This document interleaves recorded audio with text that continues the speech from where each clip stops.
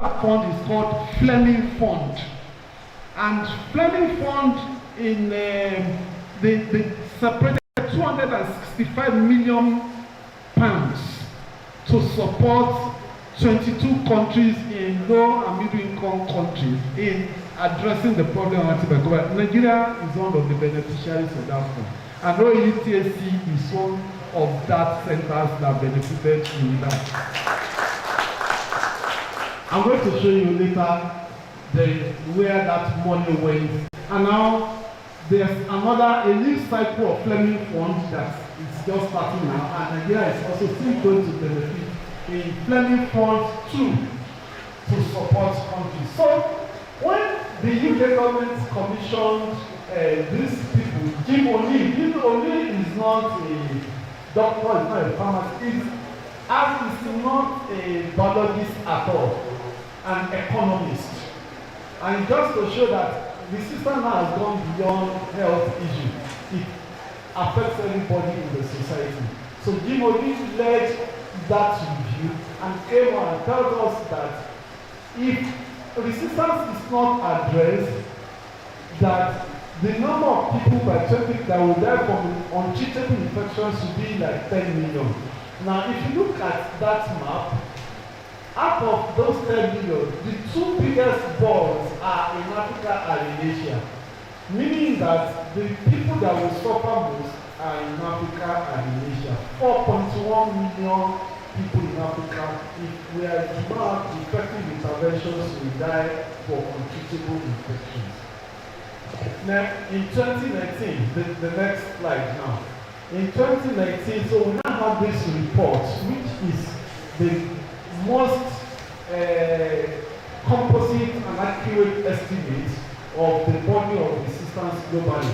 And this report now shows that the top leading causes of death globally, this is global disease body estimate, and it shows that globally in 2019 that these are the people that are from different causes. But you will see, if you grab from that orange bar, that is antimicrobial resistance. And if you are able to see, you will see that almost 5 million people die with something that has to do with antimicrobial resistance. So there are two parts of it. There's a data portion of that, which is 1.27 million, which is just directly attributable to resistance, as opposed to death associated with resistance. So there are two valid figures now. Direct attribute to resistance, that is, can be said it is because of drug resistance that this patient has died, 1.27 million in 2019. But those that have relations because there is infections difficult to treat is like 5 million. Now the beautiful thing is that this report gathered data from 204 countries, almost all the countries in the world, and they came up with this figure. Now we also have the opportunity to disaggregate. In fact, the group that did this study now, you could go to the website and check the data for your country that made up this one. So if you go to the next slide, you see the figure for Nigeria. Now when the figure for Nigeria was pulled out of the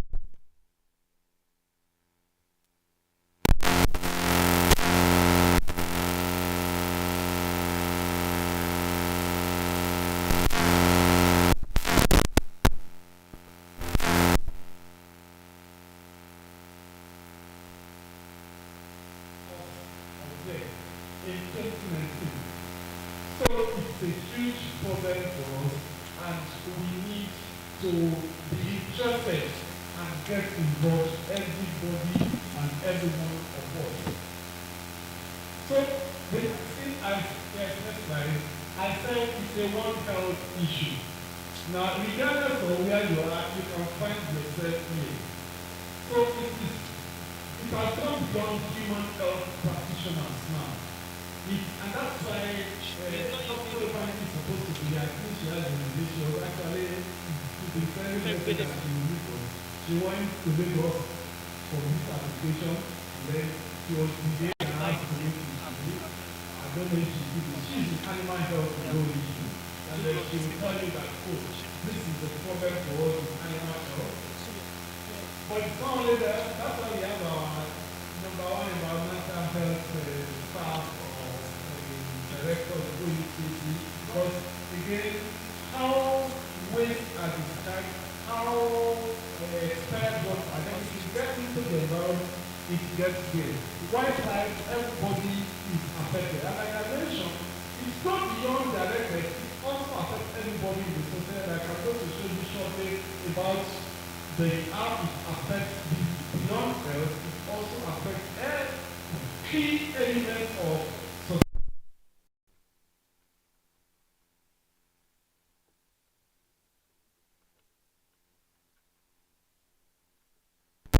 These are the 17 sustainable development goals that we talked about.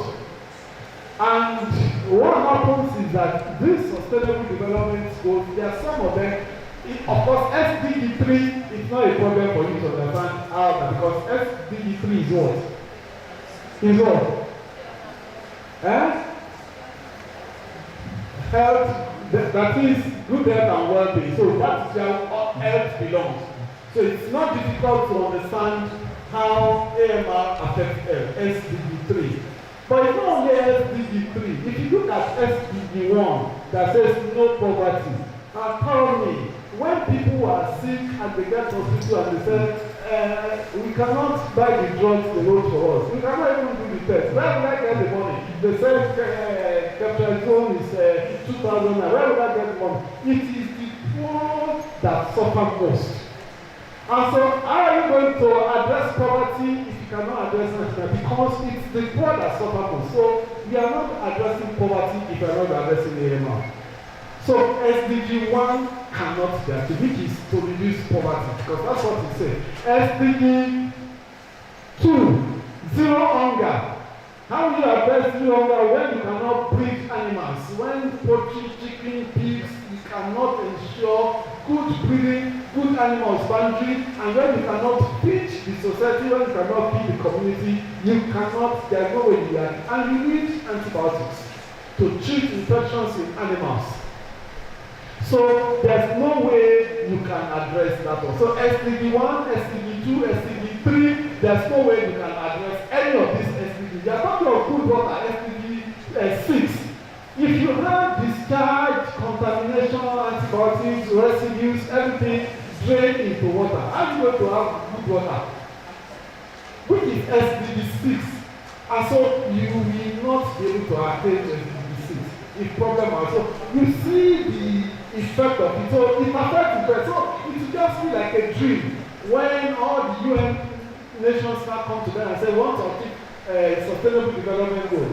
And this is what we want, and we are not looking at antimicrobial resistance. If you do not look at antimicrobial resistance, it's not going to be possible. Next slide. So see what happens when those goals are done. Can you see a number like 6 of them are not directly related to antimicrobial resistance? If they are not addressed, we cannot attain to sustainable development goals. So that's why it's so critical and so important that we have to do something. And everybody has to do something. And there's something everybody can do. And that's the issue we're talking about. And that's why we are gathered together now. Now, the next slide is just to show. Yes. Hello. I think that's better.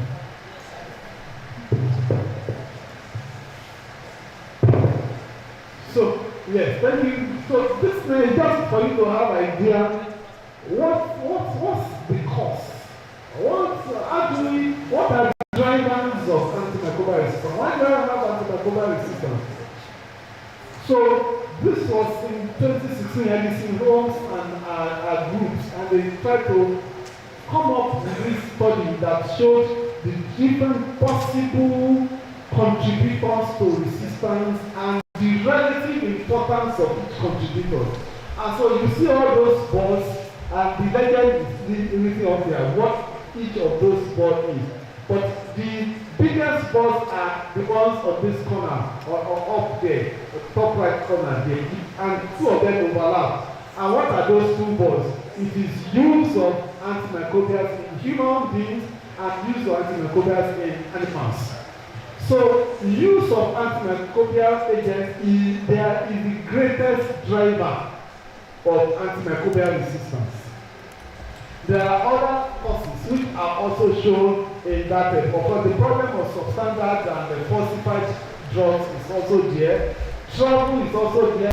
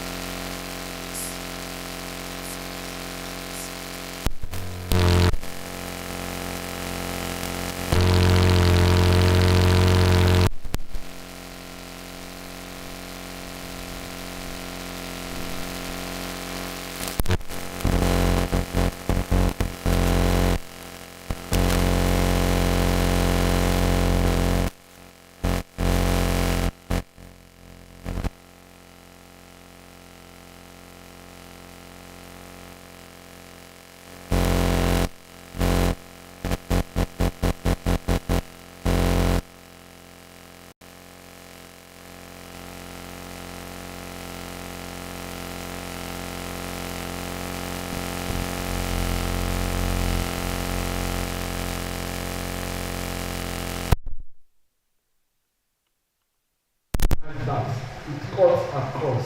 So how do we respond, or how are we been responding? How has these planets been responding to the threat of antimicrobial resistance?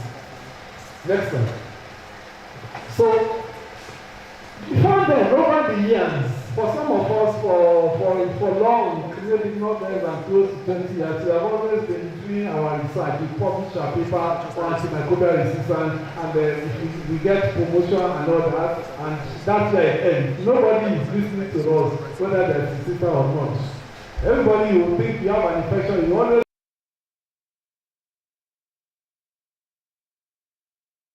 And so, but by 2015, WHO came and said this is a problem that it goes beyond researchers who just want to publish. There has to be a response to the threat of antimicrobial, and they came with what is known as the Global Action Plan. It showed their meeting points, and the Global Action Plan now says that every country, every nation in the world should also have a plan of action called National Action Plan to respond to address antimicrobial resistance. No, before that, I think you can go back just one slide back. Yes. So that's the objective of Global Action Plan, just like you can read here, to ensure for as long as possible continuity of successful treatment and prevention of infectious diseases with safe, effective medicines, quality assured in a responsible way and accessible to all who need it. So that was the Global Action Plan 2015. And then all countries were supposed to have their National Action Plan. Next slide. Yes, so next slide, yes. Don't worry, just keep it. No. Back one step. Back. Just back one step backward. Yes. So these are the guiding principles in addressing MR globally, which applies. So it says whole of society engagement and world health. It's not about doctors, it's not about those who work in healthcare. It is everybody, whether human health, whether agriculture, whether food, whether economic development. Everybody has this whole society engagement. And I mentioned not until UK government commission and economy give away, and then United Kingdom now committed £265 million, and now I think another £210 million for phase 2. It's now dedicated to addressing AMR in about 24 countries in low and medium income countries. And it also gives us some of those other principles that are important in addressing antimicrobial resistance. So that is global response. What has been Nigeria's response? Because we have national response. And in that case, you see, so in 2017, 2 years after the Global Action Plan, Nigeria developed an action plan, a 5-year action plan, 2017 to 2022. And I mentioned it, where was it recently? Because we had our first meeting January 16, 2017. And before World Assembly in May 2017, just about 4 months, January to April, we developed Nigeria Action Plan on antimicrobial resistance. It was a record time. So, and that is the first green you see on that. That's Nigeria Action Plan on antimicrobial. You can find it on the NCDC website and you can see. Although that action plan, because this is 2023, we now in developing a new action plan, which by December hopefully will be launched, because this has been one since last year. For the Nigeria NAP 2.0. So that is the second version of action for another 5 years. So Nigeria has been responding to that, to the threat of the system. But we have not just joined or stayed at the national level. We also have tried to see what can we do, just as it has come down to OAU campus. So from at national level, we also have response at Osun State level. Now you can see the picture there. That's the Honorable Commissioner for Health in Osun State, the lab administration. This was 2019 when we had this meeting in Shogo on just November 2019 on antimicrobial resistance. And that's the Honorable Commissioner for Health of Osun State speaking in that meeting. And the commission, in fact, they actually inaugurated a state action committee that during that administration. Now the other thing we did is that is to the best of my knowledge, and I think if it's different, I should know. Osun State is the only state in Nigeria of all the 36 states that has gone ahead to assess the use of antimicrobials in all healthcare facilities, government healthcare facilities in Osun State. So we did that assessment and published it on antimicrobial use in multi-center to document the use of the body, and we found that at least 72% of all patients that get to our health we use antibiotics, telling us that we use antibiotics a lot across the state. So we've been working and seeing how we need to be addressing this, because if we identify what issues are, we also want to see what we will be able to do to address it. Well, maybe it's still in the incubator, because I'm aware that the German government might be supporting Osun State to address some of this, maybe in another within the next 3 years or thereabout.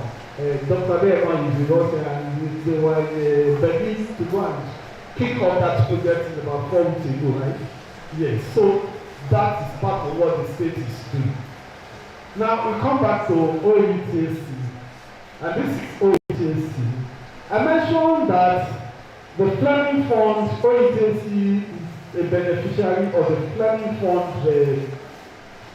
support for countries. Nigeria is one of the 22 countries, and OETC is one of the 11 sites or so in Nigeria being supported from the UK, from the Fleming Fund, and this is our laboratory. You need to visit our own laboratory in phase 2, and then visit our laboratory in phase 4, and then you see the difference. Courtesy of the Fleming Fund that are supported. So we is part of it, and Fleming Fund phase 2 is starting shortly. So at least hopefully the support we see continue for another 2 years or so. And hopefully we'll get to the point, question mark, that without support we will be able to sustain all these interventions in town. And not only that, we now have that lab, but we also have a document which we are here to launch, but tells us how we can be using antimicrobials in a responsible way as an institution. So we have a document now that we have developed here to be launched on what the roles of members, the role, how to address the issue of using antimicrobials responsibly within our institution. So that is what you have on that second part of that slide. So now next slide. I'm sure you recognize this picture. I took it from what you did yesterday. So we started from responding at the national level to state level to AEC and now to you here. And so you already responded to it. And I think we're just starting. And we are still going very far because I can see the names of OAU, student club going places, after now, because of what we will be doing going forward. So it's not just going to be today and then we'll wait till November next year. No, we're not going to do that. We will sit down, think out what to do, and I always say there is support some outside there, but who is when you ask that you get that support. This is just for you now. When we were planning this, I was looking who will support us. And then NCDC, NCDC said they will support different centers, the number of centers in Nigeria. And I said, Paul, we're going to give you 800,000. I said, no, 800,000 is too small. I need more than that. And then eventually it's okay, 1.2 million. I still want more. But they say, what they have done is that other centers, they have to do it privately because you are the one that has gotten the highest of all the other places they are supporting. And that even if we get 800,000, but the budget I have is 1.45 million. Anyway, we shall stop at 1.2 million. So, now that we're started, I shared the next slide with you when we had this meeting in September. Those of you who are that call that we did in September. That's a list of possible things you can do, and I think they are still valid. It's not only November 18 to 24, which is the one that one EMR awareness week. It should be something that we have to be intentional about and see what we need to do and look for resources to get us to. I was in a meeting in Zambia in August, and we have these university students that came there, supported, and I'm looking forward to next year that if you have that to React Africa brings organization people together in Africa, and I'm looking forward to see some of you in that meeting next year because of whatever you're going to do, whether we'll do some of these as surveys. I remember when we started 3-4 years ago, there was a proposal to do a survey of knowledge party among students, which we didn't do. This might be the time to do that too.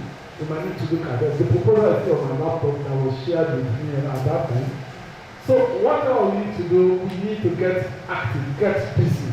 And who knows whether one of the, I was reading yesterday on Twitter, the then, what's it called, in UK, the Minister of Health, Sally Davis, now he said there's another grant open for anybody that will give innovative solutions to antimicrobial resistance. Actually, Sally Davis was the one in charge when they first approved the Fleming Fund phase 1. So it's a passion. And so today, now, even though she's not the government, they call her UK envoy of AMR. And she goes all over the world talking about antimicrobial resistance. And so yesterday she was like there's another special money for whoever will bring out innovative solutions to address antimicrobial resistance. So the money is there, but you have to come up with ideas, you have to come with what you can do. I want to see what we can do to contribute to solve societal problem amongst this club here in Obafemi Awolowo University. Next page, next slide. Next page. I think I'm jumping. Yes. There are many things I just left it because I didn't. This is not a lecture, it's just to. In 2016, there was the United Nations General Assembly, and that was when antimicrobial resistance came up at the UNGA, United Nations General Assembly. And that was when it was decided political commitment for all nations across the world. Nigeria signed to that declaration by the then Minister of Health, Professor Isaac Adewale.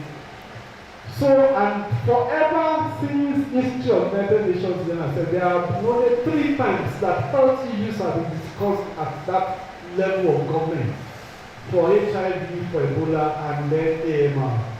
So next year now, they are taking AMR back to United Nations General Assembly, and it's going to be. And now I'm aware that Africa is now coming together to have a common representation, a common. This is what we want to table to address the problem of resistance in the African continent.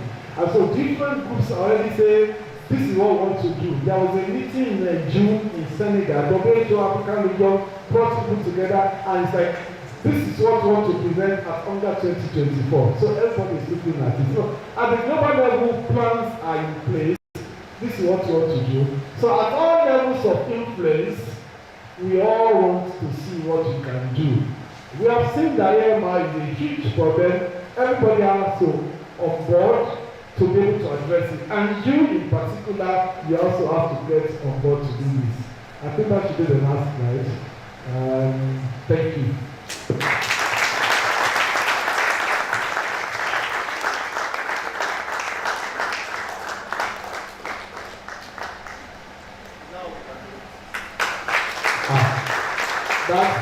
That clap is for you. After this whole information, I want you to get this whole information, and I'm sure we learned a lot.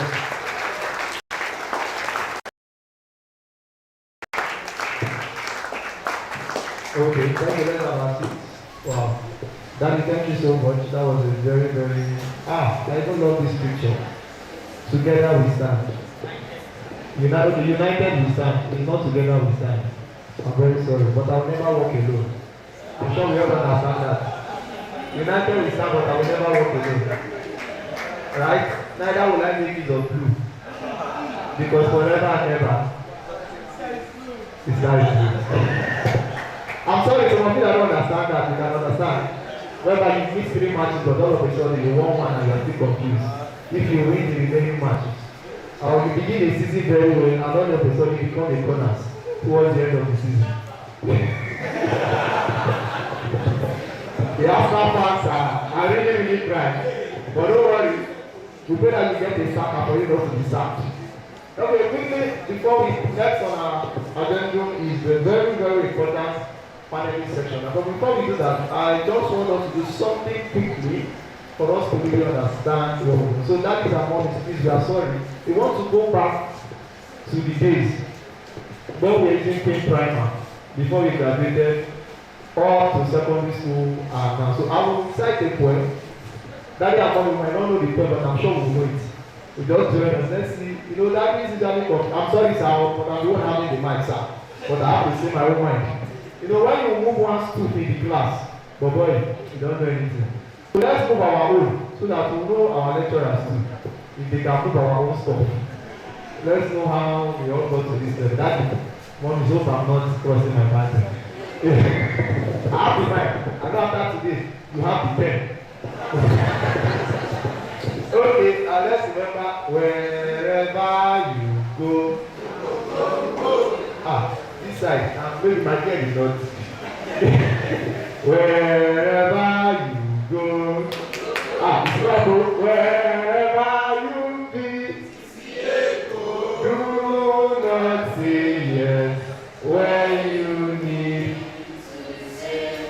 Baba Ibadan. Okay. Daddy, I'm sorry, it's as if it's these people that do it too. But let's try another one. 2 times 1, 2 times 2, 2 times 3, 2 times 4, 2 times 5. Solomon Grande.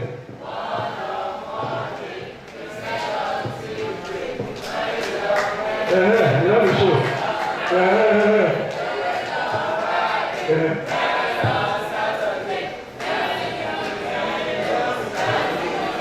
Hey! Daddy, I'm sure you went to the rich school. We have to collect our money back. This is very, very serious. We are not even sabi that one. There are 2 black beds. One named Peter, one named Paul. Fly away. What am I looking at doing? And is it her? I did not say anything though.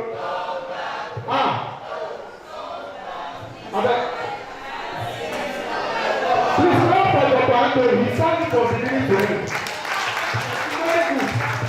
Old soldier is dead and gone to his grave. Gone to his grave. They planted a mango tree over his head. Over his head. The mango grew up and ready to drop. Ready to drop. There came an old woman to pick them all up. Pick them all up. Old Rosa got up and give her a dog. Dr. Anthony was singing Dr. Round of applause for him, please. No, this man is top notch. Microbiology is here. Where is here? Sir, you were singing it. I saw you.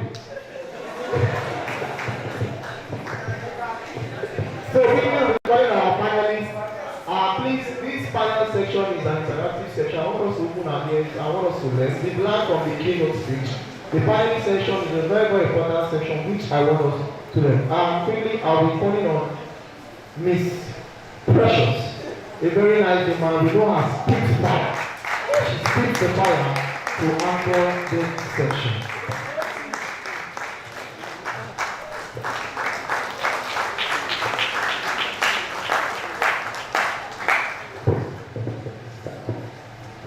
Good evening, everyone. So, welcome again to this particular program.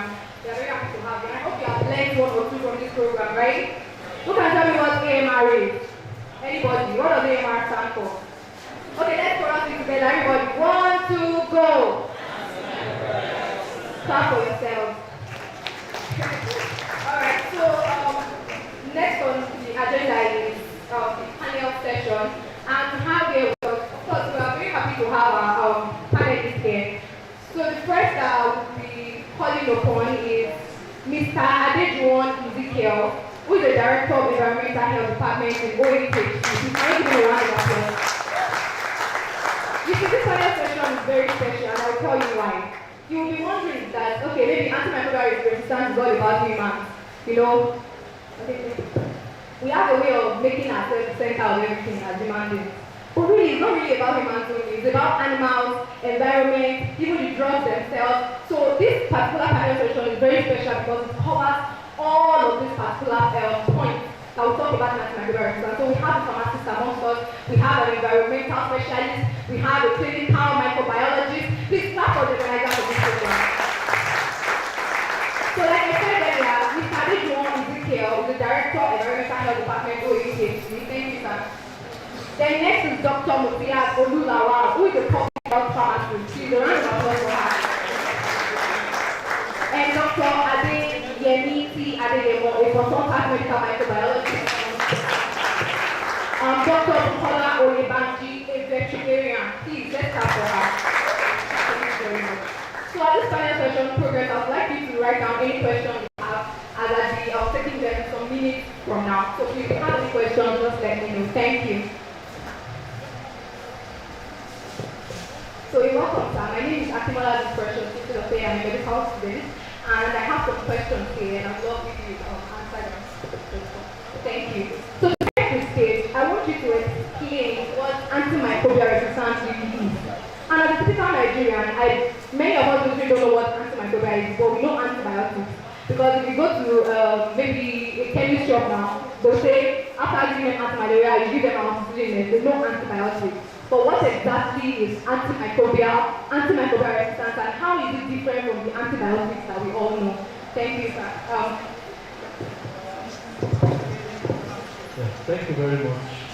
I know that many times people use the terminology interchangeably, but they are actually not the same.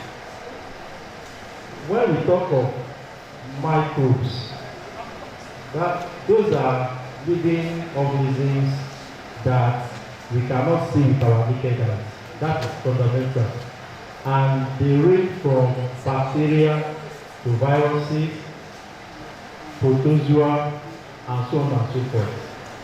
So then when we say anti, that means we are talking of agents, chemical agents particularly, that are used to tackle these microbes. So coming from the two words, anti and microbes, mean agents that we use to tackle microbes, whatever the class. You understand the genus, cut across all microbes. But when we talk of antibiotics, that is basically bacteria. Bacteria. Chemical agents we use for bacteria, to treat bacteria. And for these events, we are not classifying bacteria alone. We are talking of microbes in general, because issue of resistance cut across all microorganisms. I think I have tried to answer.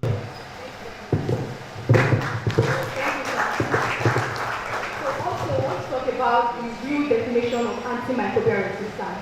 We know the difference between antibiotics now, because antibiotics are those agents that are used against bacteria, while antimicrobials are those that are used against, it's cut across all sorts of microbes. Those are organisms that we cannot see with our naked eyes. So what exactly is antimicrobial resistance? I will call on Dr. Bukola Olanike.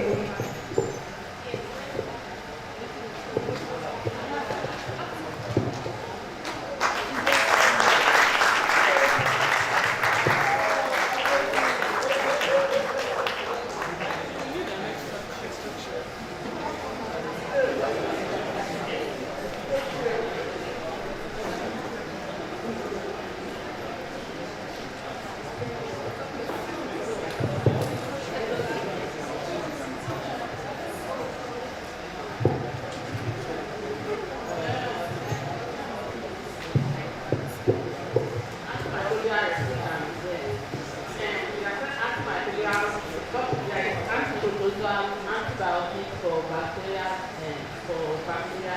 Then have the antifungal too. When you're talking of like chikungunya, all these ones are antifungal. Then antiviral agents too. So all of them are classified under antimicrobial. Now when you're talking of antimicrobial resistance, let me put it this way.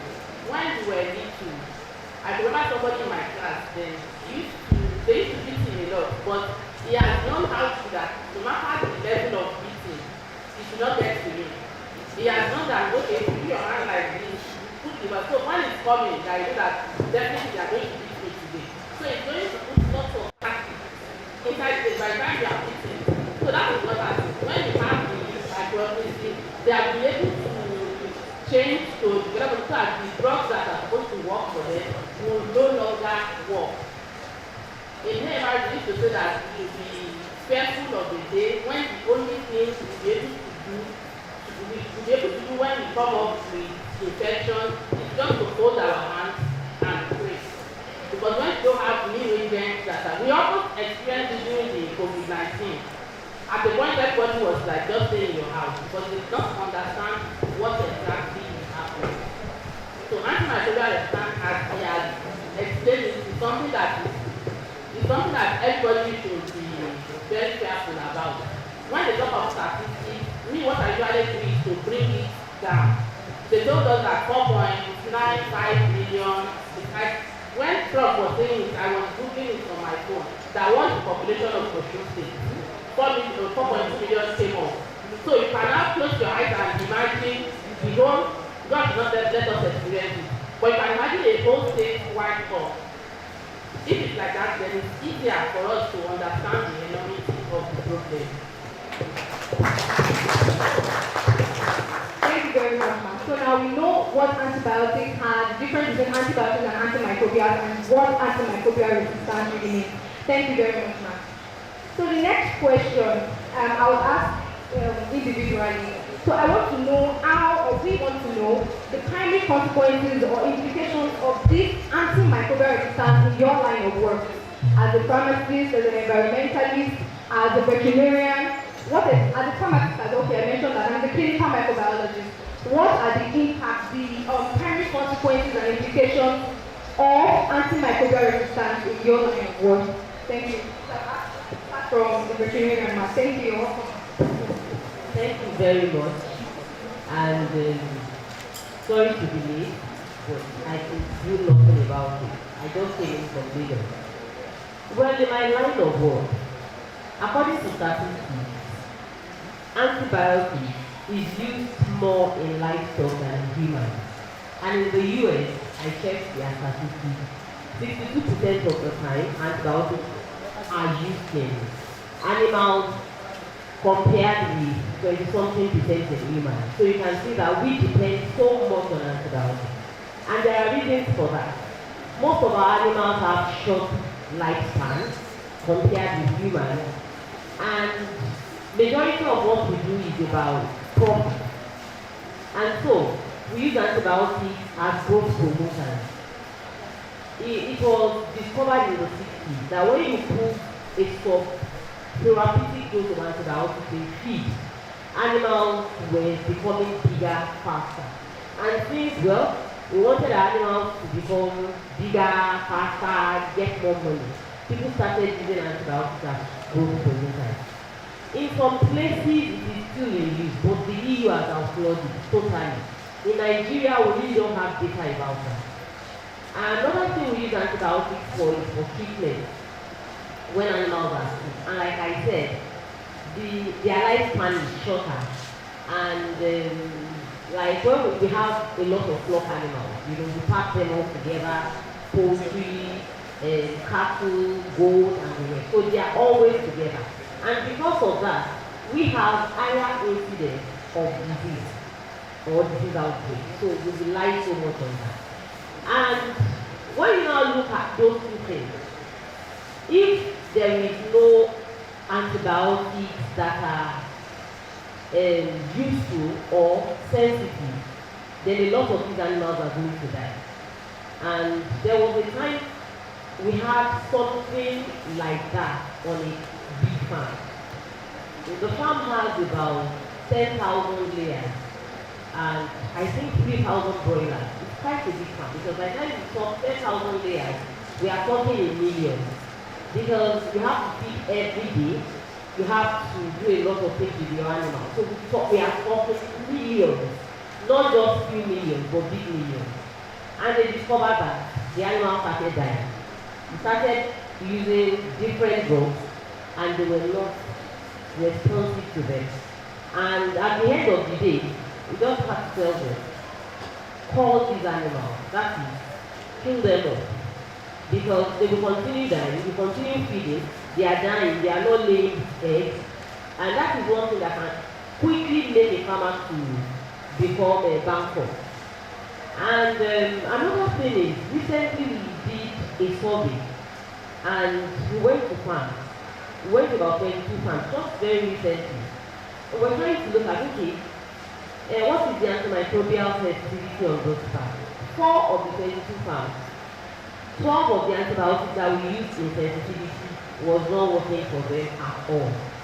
And the implication is that, apart from the fact that it will come into human population, the farmer, if anything should happen on that farm, is going to lose all his money.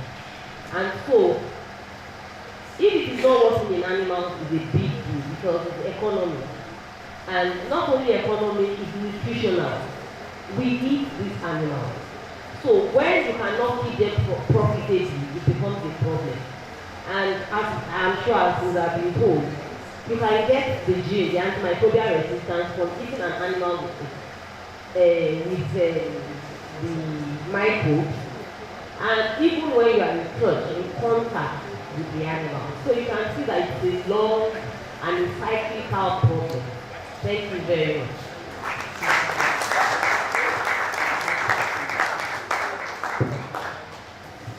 Thank you very much.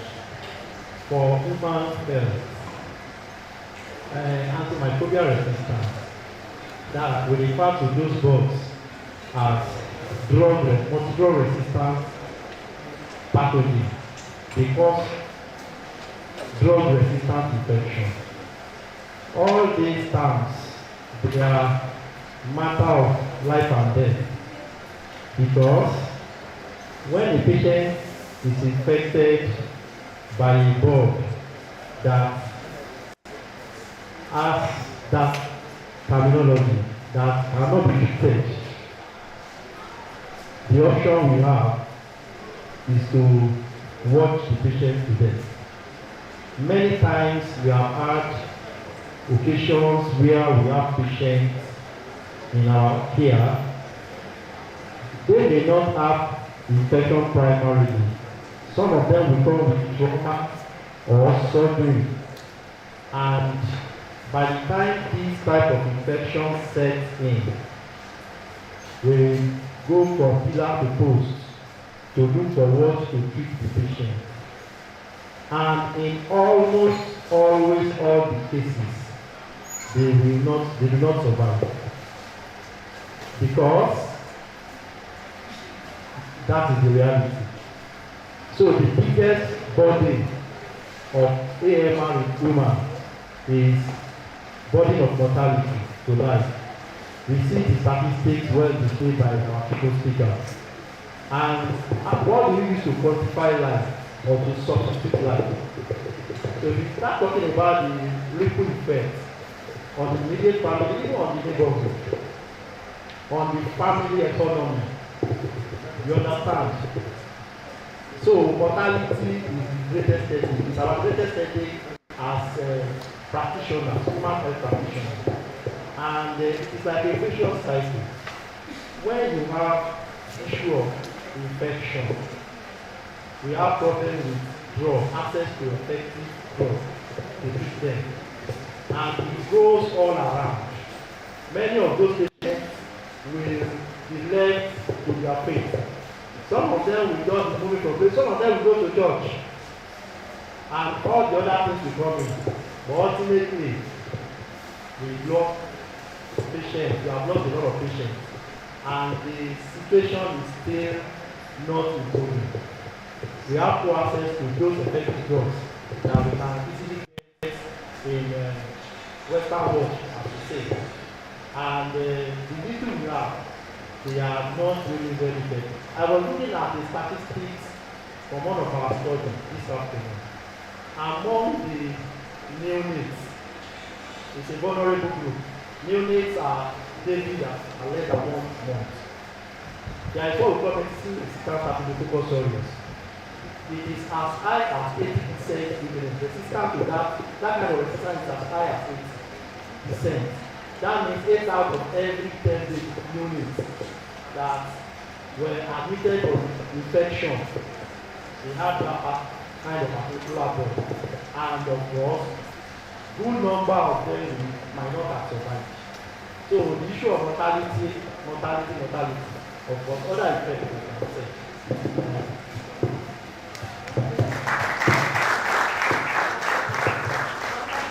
Usually high, and sometimes though you try your best, but even within us, sometimes you know where it will end, and it's not too good. Let me break up and congratulate you for having this. But the first step in solving any problem is to first tell yourself that there is a problem that needs to be solved. To identify that. It was like 15 years after we left school or 20 years before we came in contact with AMR. But we are very lucky having this at this level. And it's going to have a ripple effect. You know why? Some of these AMR, we as health professionals will contribute to some of it. Do you believe that? We contribute to some of it, yes. When I was in Abuja, Prof, I think that was like 2 years ago, that they were doing the holiday in December 2020, yes, December 2021, 2021, almost 2 years now. When they were talking about the audit, I was not too familiar with it. When our hospital, when they did the antibiotic audit, I think we had around 82% or so.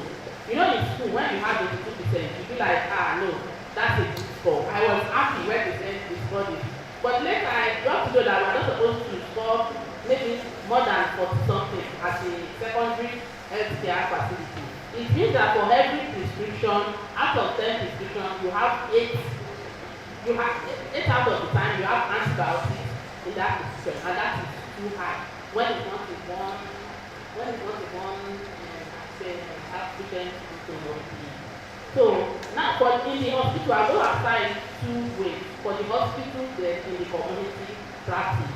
In the hospital, because we have this high mortality. So after that conference, what we did was we looked back and then this WHO aware list of antibiotics that there is access, there is one, and there is the reserve one. So what we did was for our HOs and our coppers, we are like, okay, you can always prescribe from the access.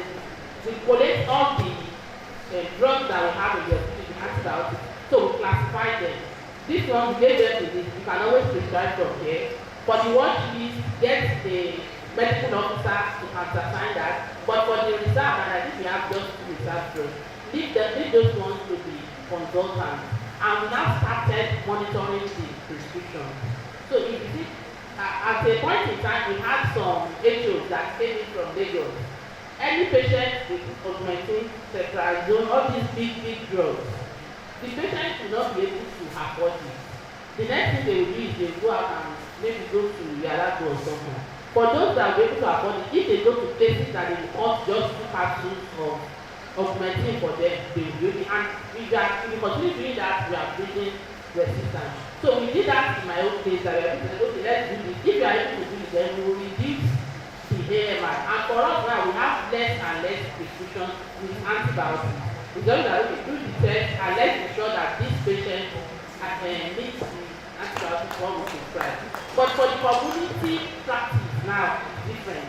People come in and say, give me Antimicrobial, 2 sachets, 2 capsules. I want to reach out. For what? One girl just left. We don't have a use it. Those are the myths surrounding antibiotics. They feel like, what do you want to do this for? I just want to flush my system. So many ways of this, all those ones are in, and the ripple effect in the environment is not something we can toy with. Now, if the mortality, of course, cannot quantify human's life, but sometimes even being alive and not being alive is worse at times. And you now have caregivers giving their job to come and stay with that person in the hospital. And the person they are staying with is not getting better. So it's a different aspect. In line with the environmental health, I work in the hospital. Susceptible to infection because of antimicrobial resistance. Aside from this, everything bothers to the environment. Any amount of the antibiotics consumed, either by the animal in the agricultural industry, in the healthcare industry, everything go back to the environment. There's a lot of pollution, water pollution, soil pollution, plant pollution. All these, they are making it more difficult. And the man can also be the secondary consumer of these antibiotics. Anybody that consumes antibiotics and during the process of excretion, they still get back to the soil and wash back to the water. And we have situations, or probably use antibiotics as a plant promoter. You understand? It comes a time that there being a resistance, there being a loss, which I've said other time. But at the same time, you are still consuming these antibiotics indirectly. And this one creating more resistance. And the more we are having more resistance to this, there will be economic loss. There will be more infection. There will be contamination. People stay longer in the hospital. And all other things like that. So this is also what is happening in the environment. So we also used to advocate that we must reduce the consumption. We must contain the misuse and overuse and don't take unprescribed drugs, especially in antibiotics. And not only in antibiotics alone, we are also having antimicrobial resistance. Antimicrobial resistance. We have our higher organisms. They are also resistant to chemicals in the environment. And they are giving us problems. For now, in the hospital ward, when we hospitalize or when we accommodate patients, the environment must be free of the pathogen. But in this time, we have a lot of organisms around. And as we used to carry out one assignment, which is fumigation. We fumigate, we disinfect hospital from time to time from the ward. We now discover that most of the time, if at all we are to fumigate or we are to disinfect ward, the organism in that ward, they are not resistant to the chemicals that we are used. This is also another economy law. So we have to sit that together, look for the ways how we can maneuver this in such a way to make the environment stable and conducive for the patient. So just to say the same.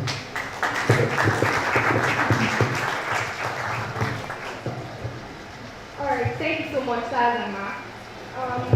In summary, so far, we, based on animals, like how AMR affects animals, we learned that even animals use antibiotics and antimicrobials more than we do.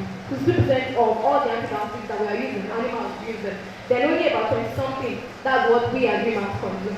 So also, you wonder, how does it concern me? Why are you here? How does it concern us? Is that your neighbor, if your neighbor has AMR or an infection that is multi-drug resistant, like doctor said, you can contract that, and the next person can contract it, and it can go on and on and on like that. And imagine, like doctor also said the other time, it felt like in the whole of Ocean State, we have less than 5 million people. Imagine wiping out the whole of Ocean State.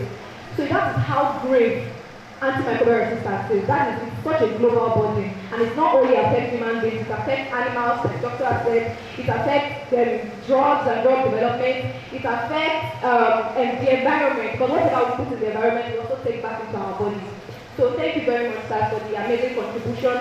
So the next question that we have here, we know a lot of myths around antibiotics. If I pass this mic around, everybody will say what somebody has said or what they know about antibiotics. Let me say one example. One example I know is that people say they use ampiclox as contraceptive pills. They don't want to get pregnant, they will use ampiclox. So we've heard some of these things. I want to know, especially Dr. Prof. I want to know that you spent a lot of years working on this. What are the myths that you've heard, and how would you help us demystify these myths? Thank you, sir.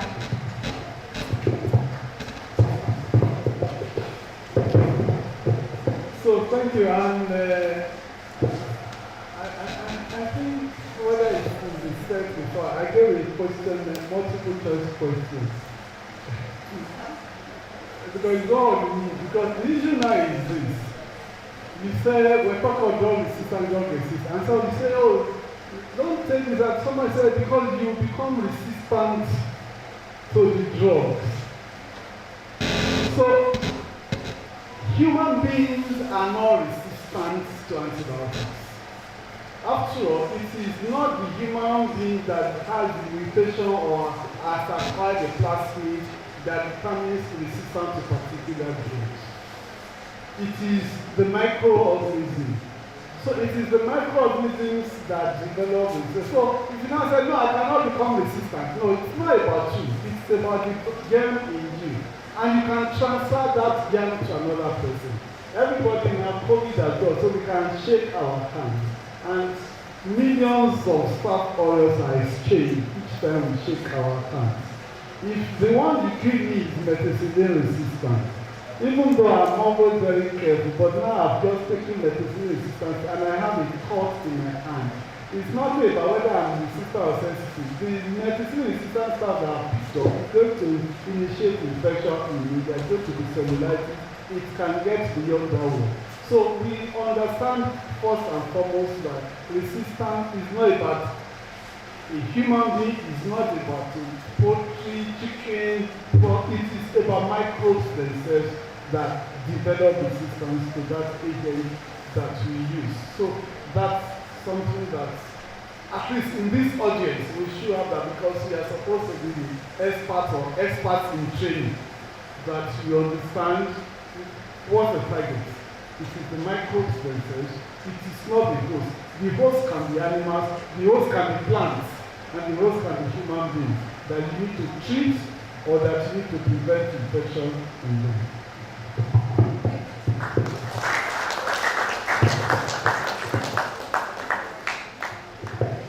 Well, I just quickly want to say something about the news. When we first came to UK, we used to live in a compound close to another place. And at the back of my neighbor's compound, she was keeping birds, small holders. And every morning, you just hear, she will be asking, "Eba mi gbé tonic àwọn adìẹ ìwá o. Eba mi gbé tonic àwọn adìẹ." And they want to eat one. And that's how we just got to realize that a lot of times people feel antibiotics, especially, is an all-in-all drug. An animal is having viral infection. We say until you give antibiotics, some people are not satisfied. And what makes it even worse in animals is some people are prescribed antibiotics when the animals are sick. They will take that their human antibiotic.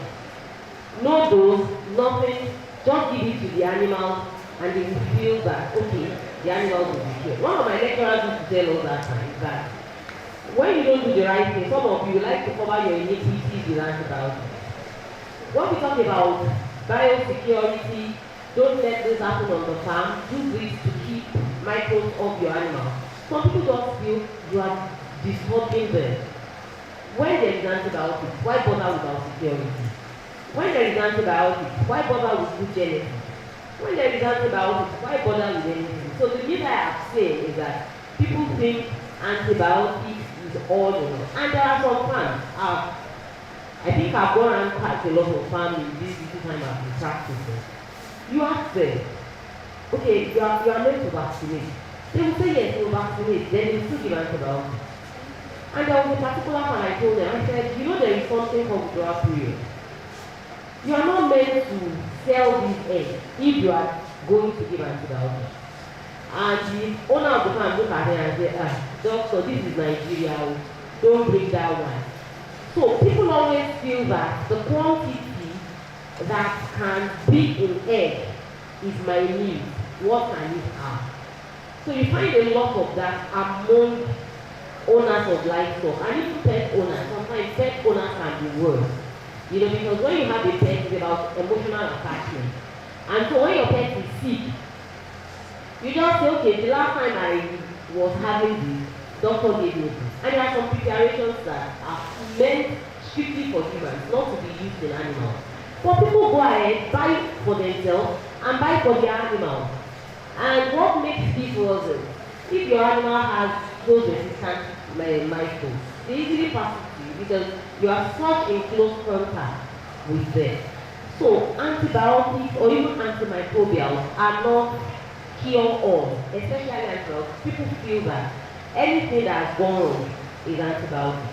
And sometimes when I visit farms, you see people, are you not going to prescribe? I said, what exactly is wrong with your animals that you are saying that you prescribe? It is not a matter of prescription, but until you prescribe, and if you happen to be in the north, there was a time I was working with Fulani, Allura, that is injection. And these people will go and buy injections themselves. And that's why I'm a proponent of the fact that, apart from advocacy, there must be regulations to control how people get access to antibiotics. Fulani will go get antibiotics, give to the animal, and you ask them, what have you used? Nothing. You've not done anything to these animals. So you can't really trust their history. And now I don't need oxytetracycline, forget it. That's one of the most abused drugs in there.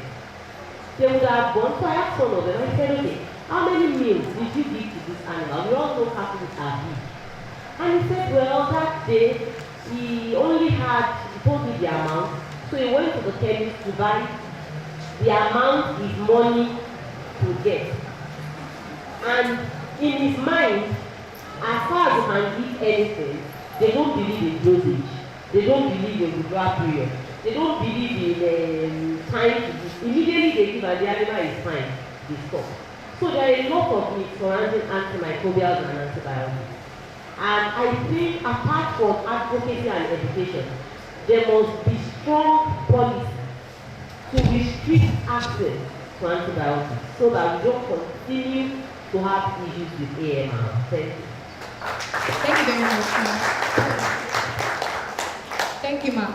So far we have learned that there are some myths that we need to unlearn, some things we need to unlearn if we want to fight against antimicrobial resistance. So if you have cough, you do take amoxicillin. If you want to use contraceptive pills, should you take Ampiclox? Okay, thank you. And also, can you get any microbes or something from your pets? Yeah, so these are things we have learned, and I hope you are still listening. Thank you, ma'am. For our next question, we are humans, so I think we want to learn from the clinical microbiologist here. Thank you, sir. So the next question that I would ask is,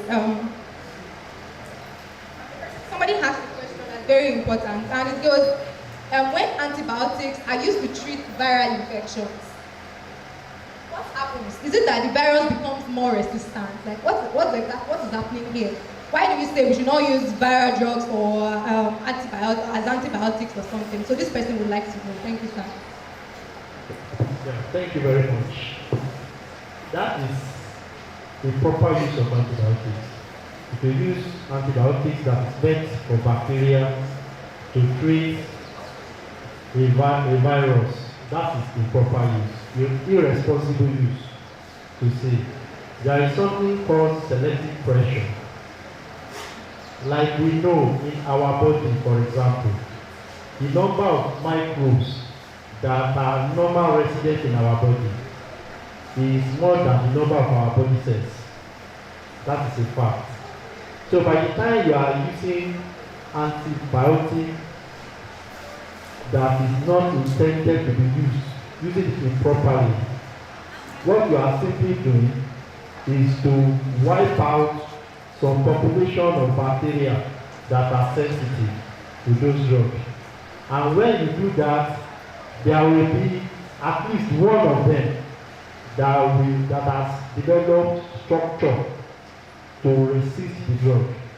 And you know, there always need to maintain equilibrium. It is that one that is resistant that will multiply and fill up the whole space. So you are literally altering the type of bacteria that are your normal residents. Your intention is to tackle viral infection, which is a wrong thing to do with antibiotics. So you are doing selective pressure. Don't forget, those bacteria that show the resistance, they show it at genetic level. There are genes in them that code for those resistance. And the bad thing about it is that those bacteria will transfer the genes to one another. So there is genetic exchange. One bacteria, for example, can set up a cascade. And by the time you know what is happening, it will be 1,000 sharing those resistant genes. So from that singular effect, so it is a no to treat viral infection, whether it is a viral respiratory tract infection, what people call catarrh. No. They are self-limiting. You don't have to treat them. Thank you very much, sir. So, if you are here and you see how maybe whooping cough is viral, you are using amoxicillin for it, you are contributing to antimicrobial resistance. You should what? Stop. So, thank you, sir. Professor, sir, we want to ask, what are the things we do as individuals, as individuals ourselves, that contribute to this antimicrobial resistance? Many people don't even know that some things they do. For example, if I have a roommate and someday I just feel feverish and all of that. And I know that my roommate felt this way last week, so I just, but me, what is that drug that I used last time? Let me use it too. So there are some of these things that contribute to antimicrobial resistance, and we might not even know. So I want you to highlight some of these things for us, sir. Thank you.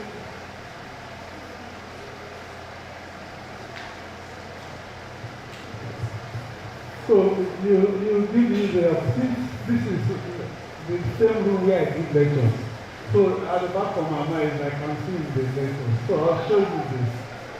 Is that okay? So you do a mixture of lecture and they answer your question. So Thank you, sir. When we were talking, I remember in 2000, I think 2010, 2011, Professor Diodu retired from pediatrics. And I remember that the Professor Diodu just called me and said, for a first thing, and said he has a problem on his hands. A child in the children ward in the hospital who's been on admission for 5 weeks. He was treated for fever, and he's like, what's next to do? This is this paper published here after it. So the child was on admission for 5 weeks. Drug-resistant infections. They have done all sorts. They have done 8-year-old child that you have to do exchange blood transfusion for because you don't know what else to do to control fever. Fresh blood transfusion, everything. And this is it. So we published in African Journal of Laboratory Medicine in 2012. Now, what happened was that this child 8-year-old was infected with Epstein pneumonia resistance to ceftriaxone, but then it was not confirmed for them that after was resistant. So they were treating with ceftriaxone, cephalosporins. The fever remained. The child was not getting better until it's now confirmed. And so we changed the treatment after that confirmation appropriately to implement. The child just like drama responded. Everybody was happy. We had presentations in the hospital, and all that. So we got it published. And in this paper, we tried to now do an analysis of the cost of staying in the hospital for 6 weeks and then changing the drug, adding the cost of exchange blood transfusion over. If this diagnosis was made the first week and the child was, we wouldn't have to pay for hospital bed for 6 weeks.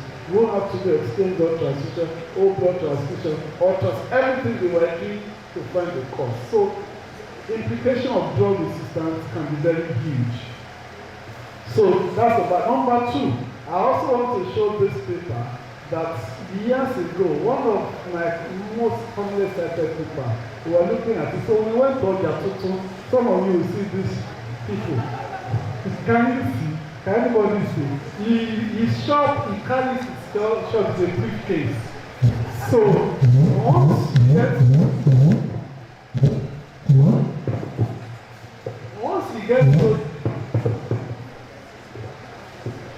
gets to you and he enters, he opens the briefcase and say you are feeling, you have headache.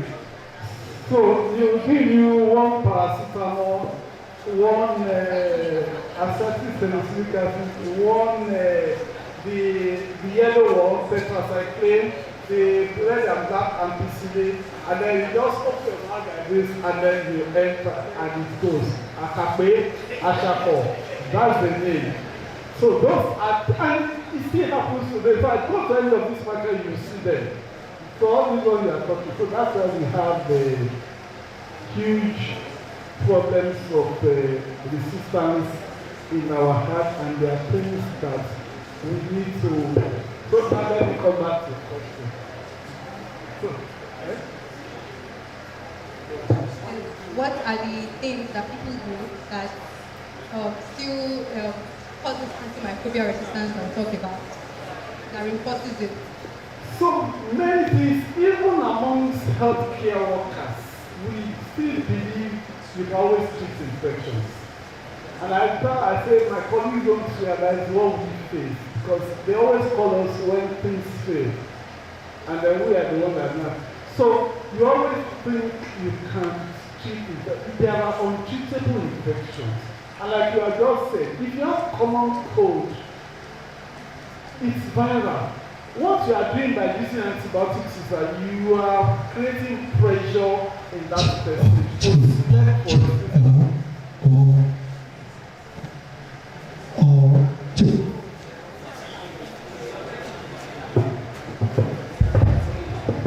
So there are things that we should settle. It does not matter whether you ask. Most cases of diarrhea, we resolve, you don't have to use antibiotics. Common cold, you will resolve, you don't have to use antibiotics. Simple, cellulitis, things that you so many of these things you don't have to use antibiotics. And then there's a practice that is a huge problem, it's not only in India. Surgeons in many African countries, although I'm middle-income countries, you do a surgery. Prophylaxis, you are supposed to use one dose, or at most multiple doses, but within 24 hours.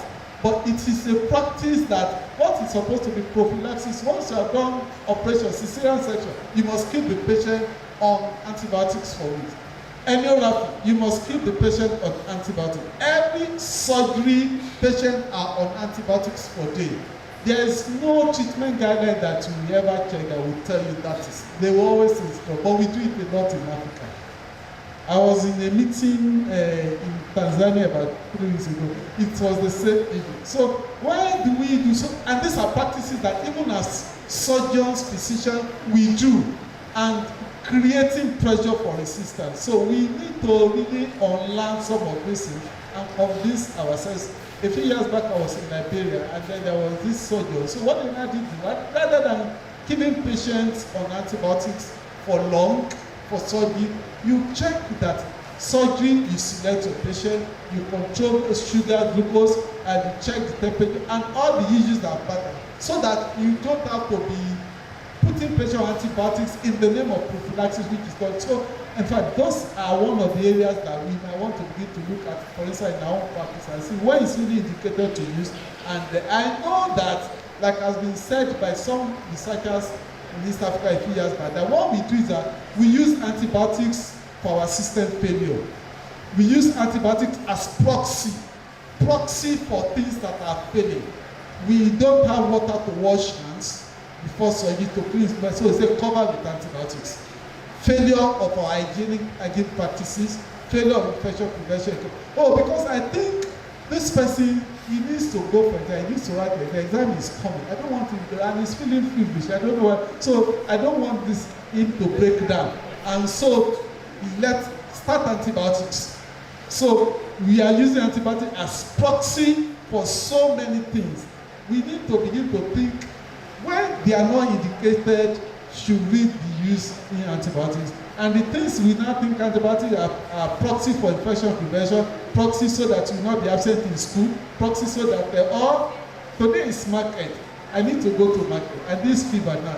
And if I don't go, I will not be able to sell my wares to my market. Or the market, okay, you better take this antibiotic so that you can go to market and sell. So proxy to make money, proxy for so many other things. There are practice, and that is why antibiotic use is a behavioral issue.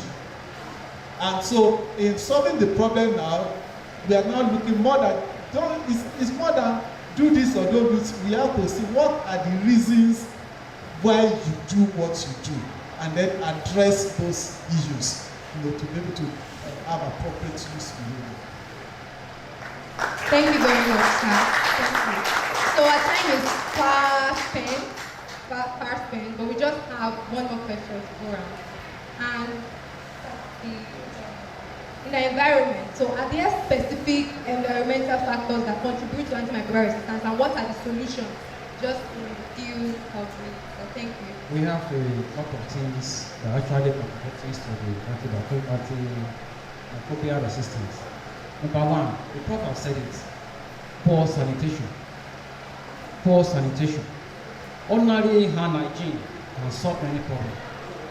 It is known fact that our hands bring a lot of organisms to our body. So practicing hand hygiene will solve this problem. Number two, proper waste management. That is, where do we keep our waste? Where do we store our waste? How do we manage our waste? Especially waste coming from the healthcare facility, to be properly treated before discharged to the water body. Before discharged to the water body. It's another point. Then also, immunization. Just get immunization against hepatitis. So you don't need all those antibiotics to be curing or to be treating hepatitis again. So immunization. So good nutrition. When you eat good food, you build your body immunity. This will go a long way preventing this problem. And many other things like that. So sanitation, then also water. We need adequate water supply. Situation when we don't have adequate water supply, that's the problem. But if we are able to get good water supply, good sanitation, hand hygiene, immunization, are you getting me? We will solve all this problem. There will not be need for us to be using antibiotics. So that definitely we are supposed to contain the antimicrobial resistance. Thank you. Thank you so much, sir. Thank you, sir. So in the line of pharmacy, are there innovative approaches being explored to develop new antimicrobial agents? Maybe they can cure all kinds or something new. Do we have that currently? Yes, there are always innovative approaches. As we are seated here, there are people in the research lab. It's always an ongoing thing. Because in practice, by the time you come up with something like a roadblock, you have to go back and ask yourself that, okay, what are we supposed to have done that we didn't do? What did we do that we are not supposed to do? So, of course, there are always things going on. Recently, yesterday, I think it was all over the social media, this noise about documenting and penicillin and serotype, that there is now 50,000, it's now 75,000. So later in the evening, I was in a meeting that they were like, okay, they are trying to bring DSK back one way or the other. Some people are already negotiating. So once there is, nature has got vacuum. When there is like a vacuum, anything can creep in there. All this noise we have making about AMR and the rest, part of it is because our drug distribution is not that controlled. It's not. When you go to a pharmacy premise, they will tell you they cannot sell a sachet of amoxicillin or ampicillin, so that you have to take the complete dose. Then where's your prescription? Where's the test of what happened? Why are you taking it? But they will not walk out. When I was running some community practice, by the time they say, I know you cannot take that. They go, who do you first from? That they want to pay, and what are you saying? Don't you need money? They go to the next patient medicine and they will give those ones, they will charge your food on them, they will give. And in this environment, there is a problem that people use leftover antibiotics. Because by the time they try to stop in the market, you don't start in the AMS doctors define it. When you have to start from the diagnosis, who is diagnosing? Nobody. It's just the woman beside her. Nobody seeing who come. This is not the there is this thing that okay, I will check at home. I think it's still remaining because by the time I visit, 2 days before when you now bring them, go and bring antibiotics that they have mixed that will not do that after a week somebody should not take it. So those are issues, but of course we have to start continue looking at how to overcome it. Otherwise the problem will overwhelm us. Thank you very much, ma'am. So of course there are new innovatives, and so with pharmacists in the house, please, you can also get involved when you become pharmacist. Thank you very much. Sir, so as the final question, well there are questions there, but I'll just sum it up in two. So firstly, what are the current challenges that we face in fighting antimicrobial resistance? And not only that, just in a few sentences, but what we are mostly concerned about is the solution to this problem. Like, what are the things that we can do to fight against antimicrobial resistance? Thank you very much. The primary thing to do is commitment on the part of everybody, because it's like hydrogen problem that requires everybody to be on board the process. If we stand up together, we will win the war. In the hospital, in the community. Specifically in the hospital, the major challenge we have to tackling AMR is the fact that patients are not investigated before the use of antimicrobials. They usually believe that let's just start it now, nothing will happen. And it is when there is failure that people start running from one place to another. So it is not yet cultural that once a patient comes with clinical infection, we need to collect samples appropriately and send it to the laboratory for analysis before we commence antibiotics. Even to the high level of professionals, even professors of medicine, they have not come to terms with this. And that is one of the major issues we have in treating our patients from day-to-day routine patient care. So let me stop. Thank you very much, sir. So this brings us to the end of the panel session. And in summary, we've learned what antibiotics are, what antimicrobials are, and what antimicrobial resistance actually stands for. And we also learned that it's not only human beings that are affected by this, animals are affected, and the environment also directly affects us when it comes to antimicrobial resistance. We learned about multi-drug resistant infections, and the fact that these infections are easily, you can transmit it to people, and people can contract it from you as well. And that this particular discussion that we're having is a matter of life and death. Many people are dying from this, so we need to all get involved. We also learn about some practices that we should stop doing. Stop borrowing drugs from people. Make sure you are adequately investigated before you use any kind of drug. Then all these normal things, the things that would count as normal, we should also stop them. So we've learned a lot from this program, and we learned about some of the environmental factors or environmental things that we do that can actually contribute to this antimicrobial resistance. We learned about poor sanitation, inadequate water supply, poor waste management, as well as immunization. So we know where to come in when it comes to antimicrobial resistance. Keep your environment clean, drink clean water, and wash your hands. And sanitization is very important. So lastly, I would like to leave us with this hashtag get involved. Talk about it, join the particular club, follow us on Twitter so that you get new updates about antimicrobial resistance. So I want us all to say, get involved. Get involved. So this brings us to the end of the panel session. Thank you. Thank you so much, sir. Thank you, ma'am.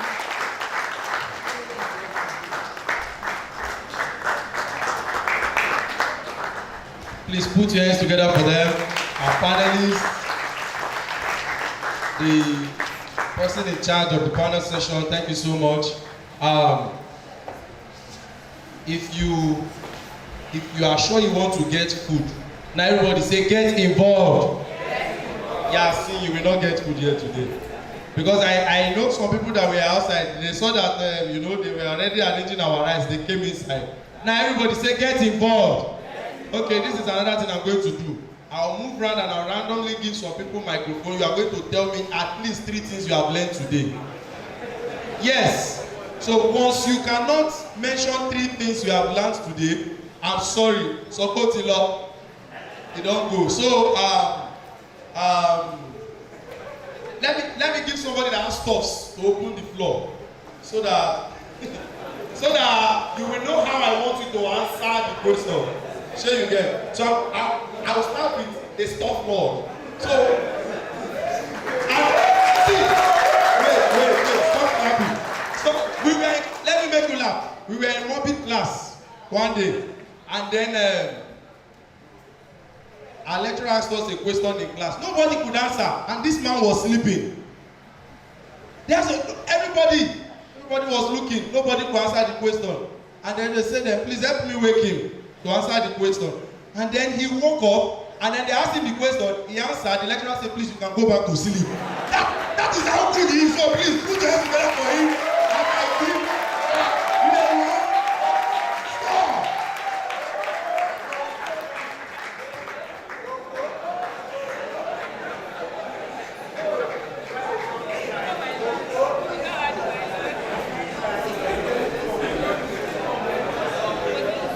Good afternoon, everyone.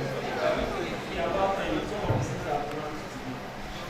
First off, I initially did not know that plants actually, most of the antibiotics that we use are for plants rather than animal antibiotics. So, as I believe that. So, that's one thing to know. And then also, I that is that we should not share drugs because people have different conditions and uniqueness of our bodies, of our immune system cannot. Drugs can work differently for different people. You don't know what one person is suffering from. If you take the drug, it is not exactly addressing the problem. It can only build up the system. And then, lastly, get the drug. Please put them together for him. Do you want to make any contribution, sir? No, sir. Are you sure you don't want to contribute? Let me give another stop, Lord. Before I will not start people that don't have stuff. Like myself, of course, you know myself.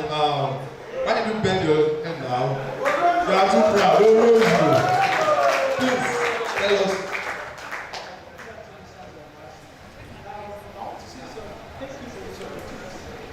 When the pharmacist was talking about, she mentioned something that very, very real to me.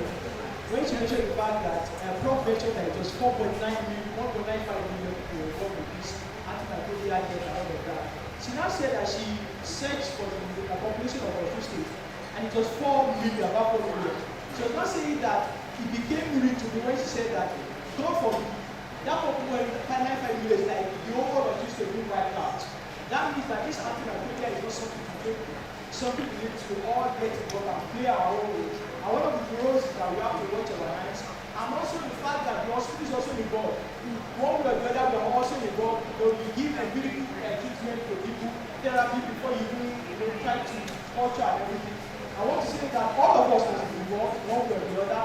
The school, the students, the doctors, everyone was involved. I want to say thank you to the organizers of this program. Thank you for encouraging us and also telling us and also informing us that antimicrobial resistance is real, both from the plant and animal and everybody. Thank you so much. Please, you see, they are not disappointed. Stop. If you don't have stuff and you want to contribute, raise your hand. So, who do you want me to give again? wait, let's clarify this. He has stuffs or not? He has stuffs. Okay, so I'm giving a stop plot to my microphone. Please put your hand for power. You don't play. PGS pharmacology.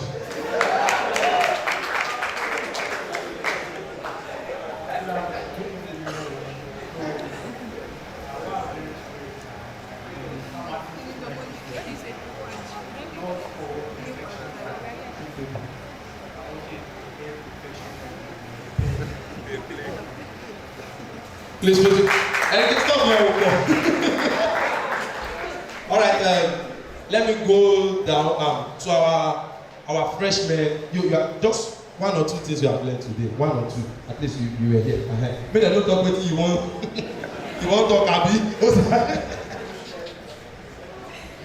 I found the concept of selective pressure very interesting when it was one of our keynotes, one of our speakers was talking about using an antiviral drug for using an antibiotic for the viral infection and so we explained the concept of how selective pressure occurs and I found it very, very insightful. All right, thank you so much. One last person. Agree. I learned about that the antimicrobial resistance is usually like the main cause is human and animal antimicrobe misuse or overuse. Like the microbes, and as Prof said, that is not the human being, that is the microbes that develop or try to create adaptations to resist the antibiotics that are being used. Please put us there so that it will not be as if I'm gender bias.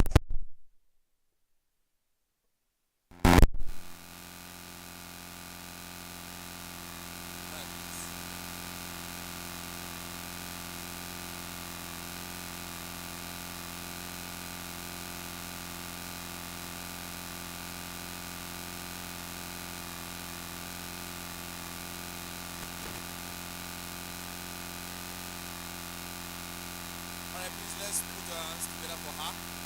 Let's put our hands together for her. Then the person that will now round it off, will be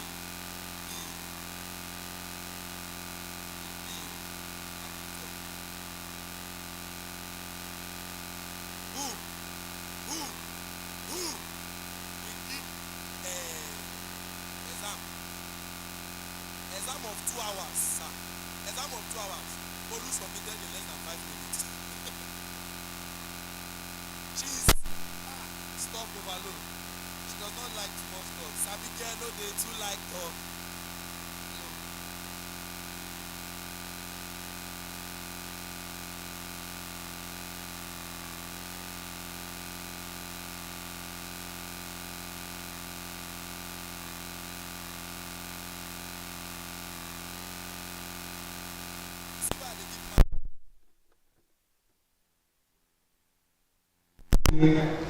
Go dey trust woman.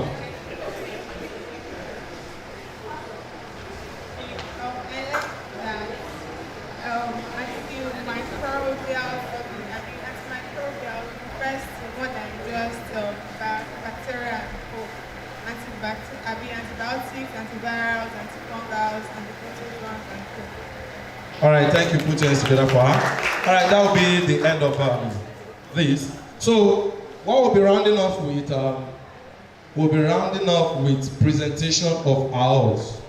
Presentation of awards. So, please, you see that people are not leaving. They are waiting for food. Please, I beg you.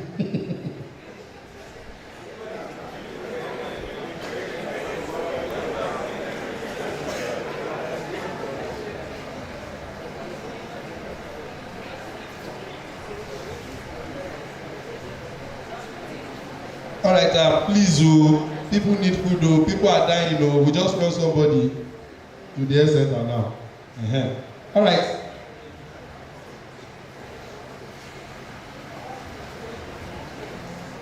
Sorry, we'll be fast. We'll be calling on Dr. Adeyemo to present an award to Mr. Adejuwon Ezekiel.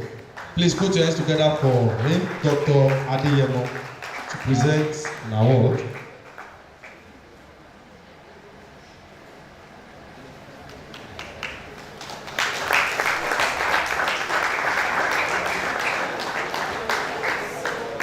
Thank you.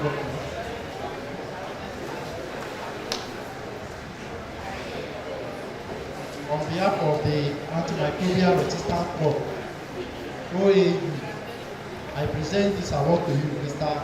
Adejuwon Ezekiel. Thank you.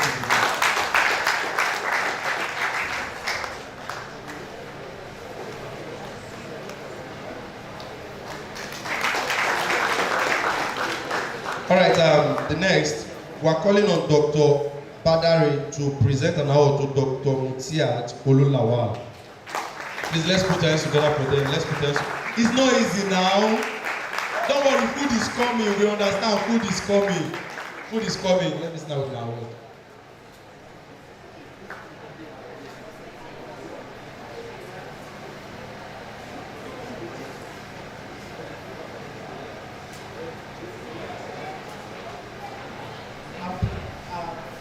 It's my pleasure to present this award to Dr. Mutiat Olulawal from the Antimicrobial Resistance Club of Obafemi Awolowo University.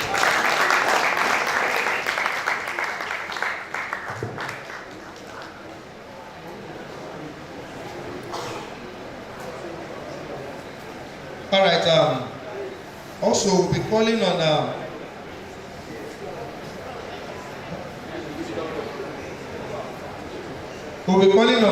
Temitayo Matthew to present an award to Dr. Bukola Oyebanji. Please put your hands together for this is a very It's indeed a real privilege. So I have the honor on behalf of Antimicrobial Resistance Club to present this special award of recognition to Dr. Bukola Oyebanji for her insightful and impactful lecture delivered with unparalleled expertise in commemoration of the World Microbial Resistance Awareness Week. Thank you for your commitment to excellence. Go for it.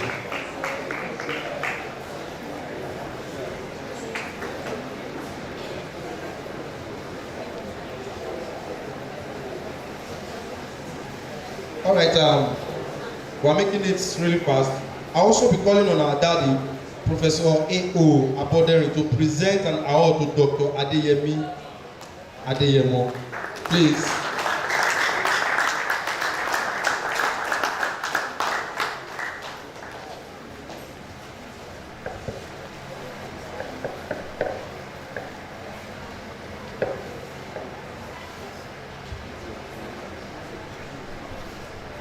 Yes. On behalf of the Antimicrobial Resistance Club, OAU, that is re-inaugurated today. We did it before, so we're doing it today. So I have an honor to present this to you, Special Recognition Award for the contribution to the Success Award 2023 here at Ibadan University. Thank you. The clap should be louder now. You have seen food now. You have seen food. Thank you so much, sir. All right, we'll be calling on 001. Somebody say 001. If you not say 001, if they have given you food, I will collect it. And if they have not given you food, I will mark your face. Somebody say 001. We'll be calling on the newest doctor in town, Dr. Kolade, to present an award to Professor A.O. Aboderi. Please, as you are presenting the award, remind him that they are going to shift our guns. Thank you very much. To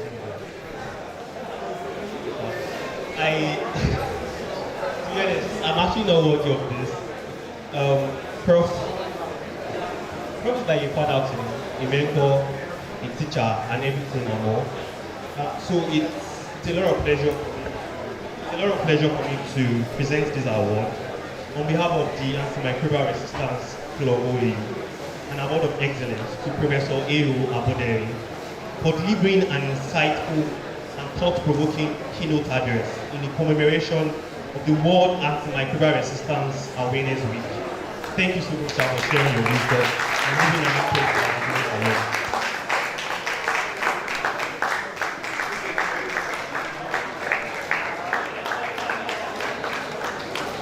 All right, please put your hands together for them. Put your hands together for them.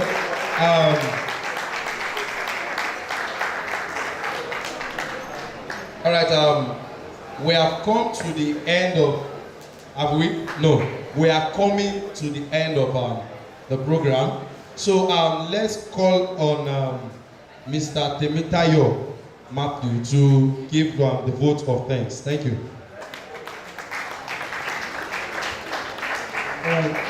Thank you very much, everyone. Apologies for my voice. It used to be louder than that. So, on behalf of the Antimicrobial Resistance Club, we appreciate sincerely our father, super patron, more than a grand patron, Professor A.O. Aboderi. Can we please give him a round of applause again? We also recognize our distinguished speakers and panelists, and we please give them a round of applause as well. We also appreciate distinguished consultants, senior registrars, and members of staff of the Department of Medical Microbiology and Parasitology. Can we please give them a round of applause as well? And importantly, we appreciate each and every one of us standing here, as well as members of the team, the whole team, the team lead for this. Everybody who has contributed in no small way to make this a success. Please give them a round of applause. So as I bring this to a close, we would like to remind you that the charge for this event has not been all about the folklore. You and I have to take action. We have to prevent everybody together, and that time is now. So over the next few weeks or months, we will get back to you on the recruitment modalities for the club, and when we look at how we can have bigger impact and bigger events in the nearest time. So in the meantime, please enjoy yourself, and thank you very much for coming.